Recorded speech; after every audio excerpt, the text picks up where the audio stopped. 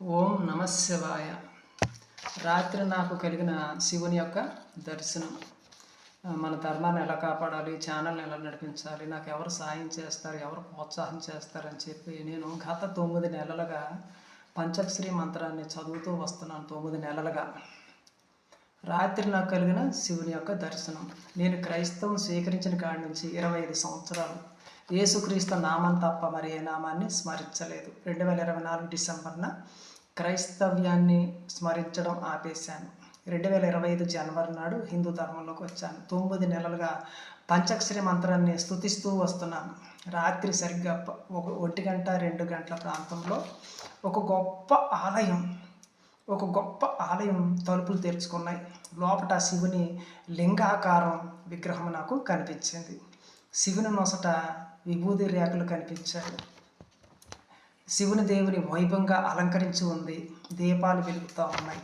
తేజవంతమైన కాంతి రేఖలు, ప్రశాంతమైన వాతావరణం, ప్రేమ స్వరూపుడు, కరుణమూర్తి, ఆత్మస్వరూపుడు అయినటువంటి ఆ శివుని యొక్క దర్శనం నాకు ఆలయం నుంచి నాకు దర్శనం ప్రసాదించాడు. ఒక గొప్ప ఆలయం నుంచి ఆ శివుడు తన యొక్క లింగాకారంలోని నాకు దర్శనమిచ్చాడు. ఆయన మన భారతదేశంలో ఎన్నో పవిత్ర పుణ్యక్షేత్రాలు ఉన్నాయి, కానీ ఏ క్షేత్రం నుంచి ఈ దర్శనం నాకు అనుగ్రహించాడు అన్నదే నాకు అంతు చిక్కని రహస్యం.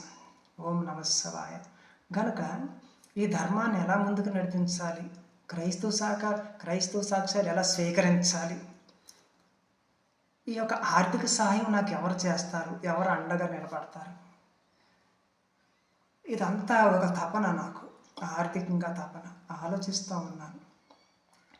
క్రైస్తవాన్ని విడిచిపెట్టేసి దాదాపు 9 నెలలు అవుతూ ఉంది. ఆ 9 నెలల నుంచి పంచాక్షరి మంత్రాన్ని చదువుతున్నాను. ప్రతి రాత్రి కూడా 1 గంట నుంచి 2-3 ప్రాంతాల్లో నేను ఈ యొక్క పంచాక్షరి స్తోత్రాన్ని మంత్రాన్ని నేను పఠిస్తూ వస్తున్నాను. రాత్రి ఒక ఆలయం తెరుచుకొని ఆ ఆలయం నుంచి దేవాది దేవుడైనటువంటి శివుడు నాకు లింగాకారంలో దర్శనమిచ్చాడు. రాత్రి నాకు చాలా అద్భుతం, చాలా ధైర్యం వచ్చింది. ప్రభువు నువ్వు ఉన్నావు, ధర్మం కోసం పోరాడుతున్నాను, ధర్మం కోసం ఈ ఛానల్ పెట్టాను.